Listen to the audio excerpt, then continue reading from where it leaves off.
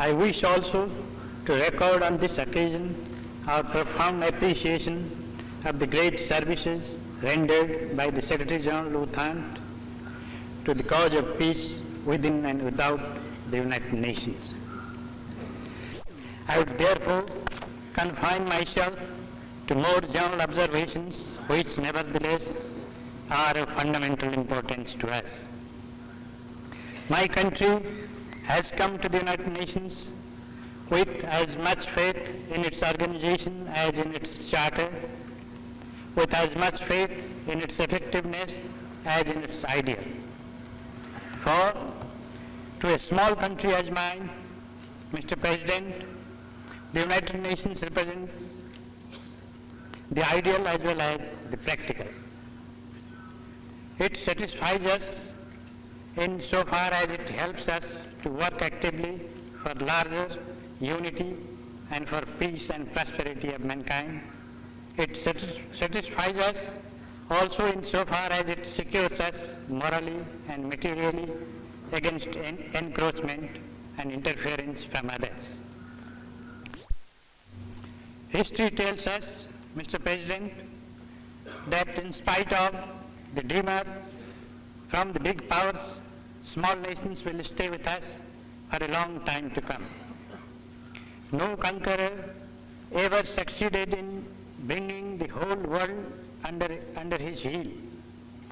There were always small nations which refused to conform to his dictates or to his wishes.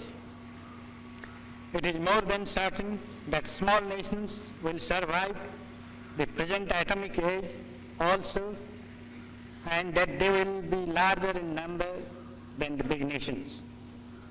If this is so, it is necessary that the United Nations, while working with the cooperation of the big powers, which is no doubt essential, ensures that the small nations continue to have full confidence in it.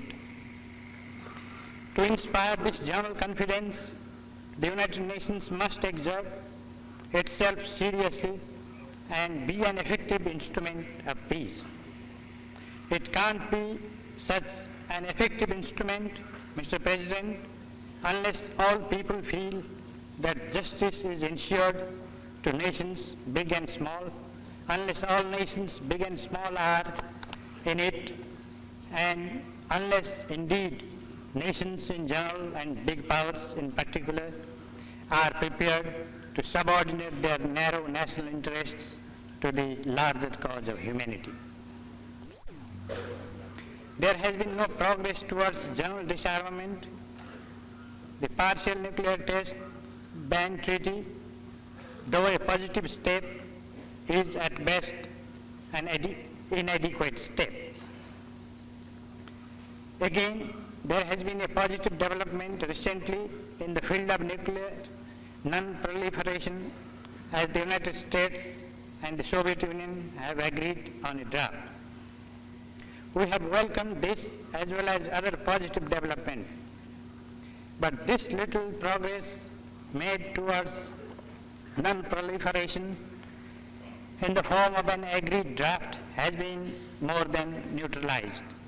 Mr. President, by other developments in the two countries as well as in others, which have felt that the proposed treaty has failed to insist on adequate reciprocal obligations of the nuclear powers. However, the improvement in the Soviet-US relations is genuine.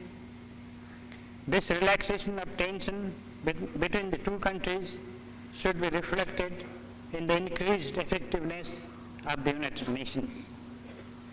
But that is not yet the case.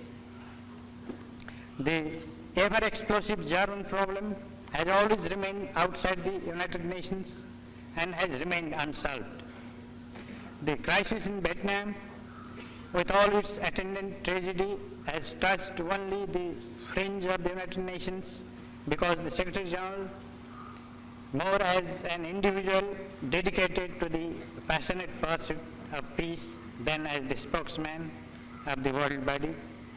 And this